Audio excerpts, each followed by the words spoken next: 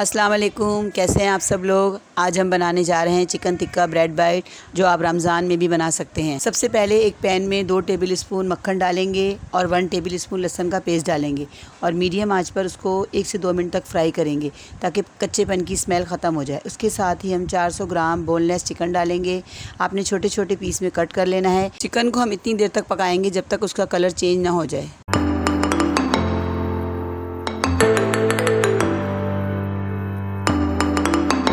जैसे ही चिकन का colour change हो जाए 2 टेबल स्पून सफ़ेद सिरका शामिल करेंगे, 1 टीस्पून नमक, यह हस्बे ज़रूरत डालेंगे और मिक्स करेंगे।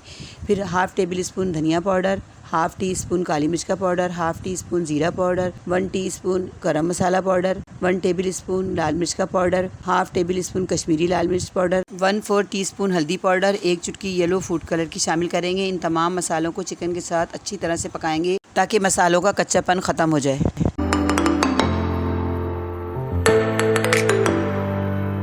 चिकन को हम मसालों के साथ मीडियम आंच पर इतनी देर तक पकाएंगे जब तक गल ना जाए और इसका पानी अच्छी तरह खुश्क ना हो जाए।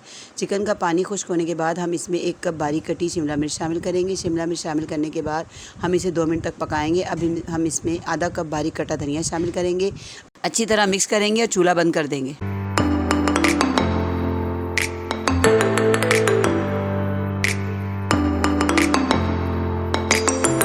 अब हम 2 अदद अंडे लेंगे और 2 से 3 टेबल स्पून दूध शामिल करेंगे और अच्छी तरह मिक्स करेंगे और साइड पर रख देंगे और इसका इस्तेमाल बाद में करेंगे।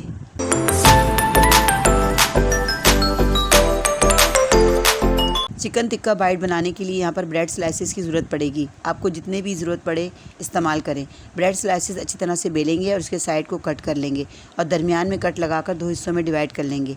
यहाँ पर ख्याल रखें कि आपको फ्रेश ब्रेड का इस्तेमाल करना है। कट किया हुआ एक ब्रेड का स्लाइस लेंगे और उसकी एक साइड पर पानी लगाएंगे और दूसरी साइड पर हम मुनासिब सी स्टफिंग रखेंगे। अब हम इसको सील करके एक बाइट की शेप दे देंगे।